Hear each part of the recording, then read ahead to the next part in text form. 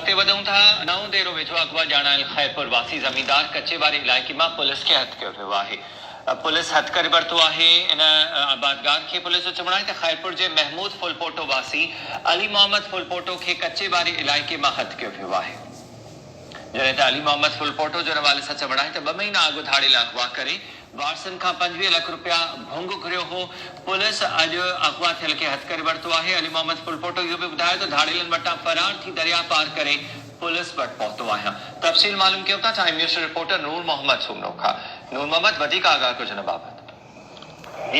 खैरपुर जिले के महमूद फुलपोटो जो रहवासी जमींदार अली मोहम्मद फुलपोटो जेको 2 महीना अॻु शाहहुसैन बाईपास सां अगवा थियो हुयो, उहो अॼु धाड़ेलनि वटां वंजवटी फरार थी केटी ममताज थाणे जे हद में पहुतो, जिते पुलिस हुनखे खणी केटी ममताज थाणे ते आंदो।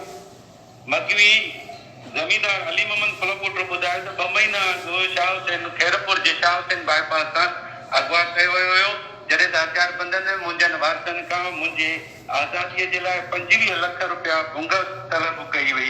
अॼु जीअं ई मूंखे वंज मिलियो त मां कचे जे खैरपुर जे कचे वारे इलाइक़े मां फरार थी केटी ममताज थाणे जे हद में अची पहुतसि, जिते पुलिस मूंखे नज़र आई।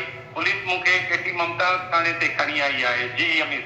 तफ़सील ॼाणण जे लाइ महिरबानी। मां जी नूर मोहम्मद।